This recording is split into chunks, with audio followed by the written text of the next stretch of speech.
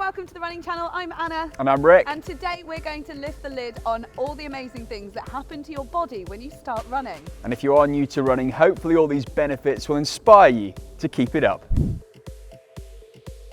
When you first start out running, it's normal to experience some aches and pains, especially the day after and even the day after that. It's called delayed onset muscle soreness, or DOMS for short. It will get easier the more you run, and you might actually get to learn to love your aches and pains because it feels like you worked hard. Right, Rick?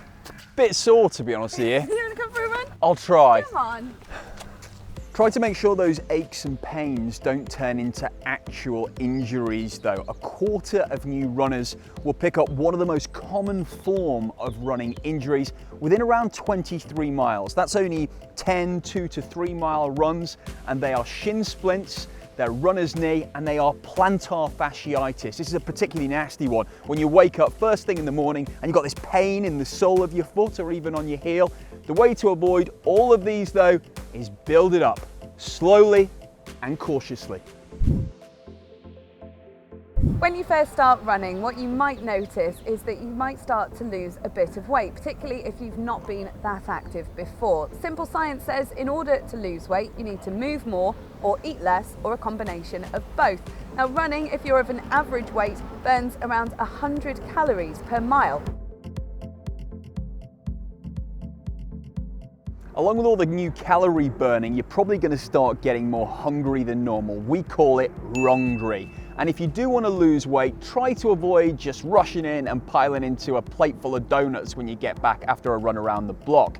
A 2 mile run, that's going to burn around about 200 calories. And that is not even a Kit Kat.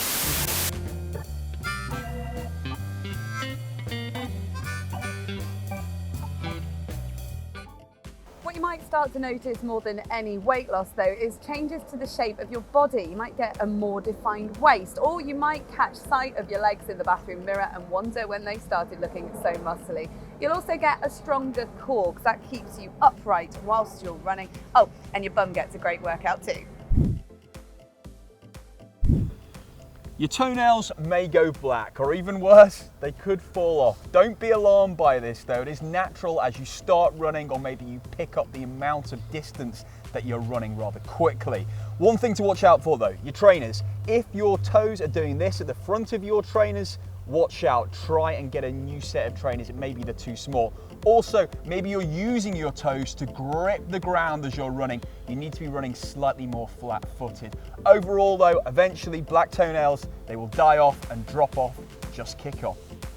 Another thing to talk about with feet is blisters. Now, they're really common among runners. Check out the video on the Running Channel for our tips on how to prevent them. But if you cycled, your bike would be your main piece of kit. So when you run, your feet are your kit. So a little bit of maintenance every now and then to look after them goes a long way. So while we're talking about the rough side effects of running, here's one for us blokes. Bleeding nipples, especially over long distances. It's caused when the salt from your sweat rubs over your body and causes it to chafe. A little tip from me, don't wear a white t-shirt and try use a little bit of Vaseline to try and stop that rubbing happening. While we're talking about chafing, it can happen to us women as well. The worst thing about it is you don't really notice when it's actually happening. It's only when you jump in the shower afterwards, and it really, really stings.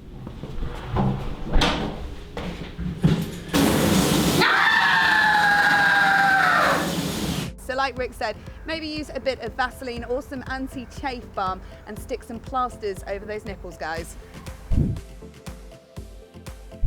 It's a fact that running makes you happy. There have been loads of studies into it, and in fact, the most recent one says that 89% of us runners are happier because of our hobby. It has great benefits for both body image and mental health.